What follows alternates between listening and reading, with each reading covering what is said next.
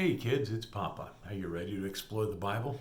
All right, take your Bibles and turn with me to Genesis. Like I said, Exodus. We were in Genesis a long time, but turn to Exodus chapter 2, and we're going to be taking a look at the beginning of the story of Moses. Now remember, the children of Israel had been put under bondage. They had been forced to, make bricks and to build things, and then they had Pharaoh had told the midwives, "I need you to kill all of the boy babies," and when they wouldn't do it, you remember Shipra and Puah said, "Well, we ought to obey God rather than man, and so we're not going to do that." And so they told Pharaoh, the Israelite women aren't like the Egyptian women, and they always have the babies before we get there, and so we can't kill the babies.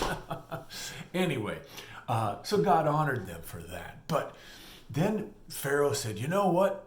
We're going to worship the Nile. We've always worshiped the Nile, and so we're going to tell all of the Israelite mothers and fathers, if you have a baby boy, you have to worship the Nile by throwing that baby into the Nile, and it'll either drown or feed the crocodiles." And they had big, ugly crocodiles in the Nile River. So,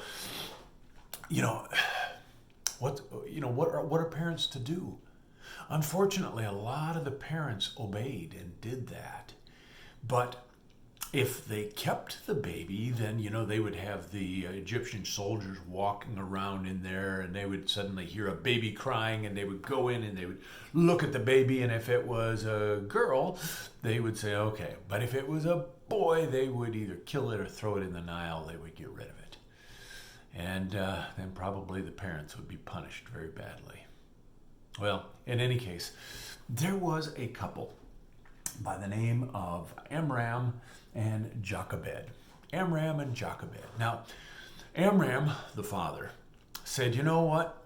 This is not right. We're not going to do this." And Jochebed said, "No, we are not going to kill our babies."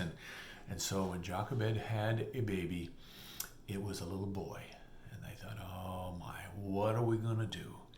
Well, they had an idea. Now, I don't think that they just came up with this idea. I think that God gave them this idea.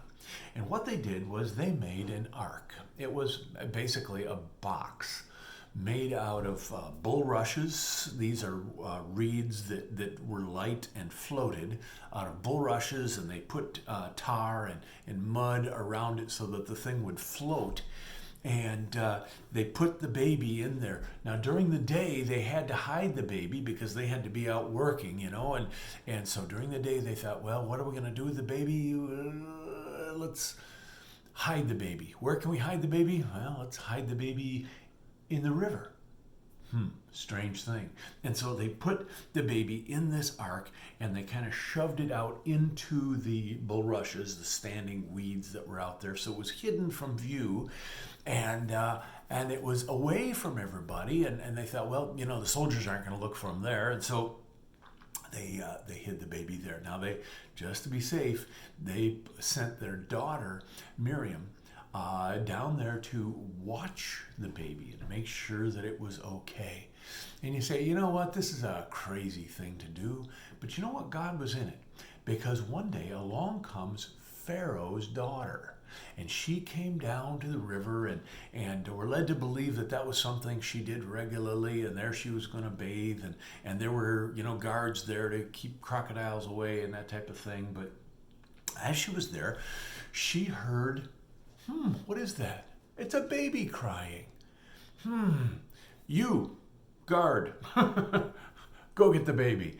And so the guard went out there and found this floating box with a baby in it and brought it back in.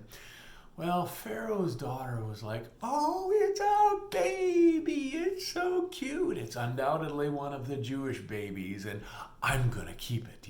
I think she viewed it kind of like a pet initially. She said, "I'm going to keep it. And this will be wonderful. But then how do I take care of a baby?" Well, along comes Miriam. She comes running up and she says, "Oh, you found a Jewish baby. how are you going to feed it?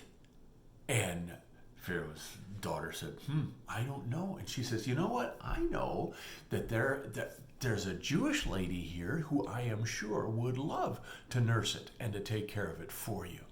And Pharaoh's daughter said, wow, let's do that. Matter of fact, I'll pay her to do it. And do you realize what happens here? Not only does Jochebed, Moses' mother, get to keep Moses, at least for a while, but also she gets paid to do it. And so we find that God worked things out. And by the way, when you do what's right, God blesses. Now, he may not bless when you think and how you think and the way you think, but he blesses. It is always best to do right. Do you understand that? It's always best to do right. So if you have a choice, what do I do? You need to look at those choices and say, wait a minute, first of all, what's the right thing to do? Now, a lot of times we ask ourselves, what would Jesus do? Well, you know what Jesus would do? He would always do the right thing. That's what he always did. He said, I always do the things that please the Father. Jesus always did the right thing, and so should you, and so should I. And so if you ever have a question of what should I do, ask yourself, first of all, what's the right thing? What does the Bible say? What is the morally correct thing to do? And then just do that. Because God always wants you to do the right thing. And that's what Amram did. That's what Jochebed did. And God blessed. So, if you're ever in question, always just do the right thing. Okay? All right. Love you guys. See you later. Bye-bye.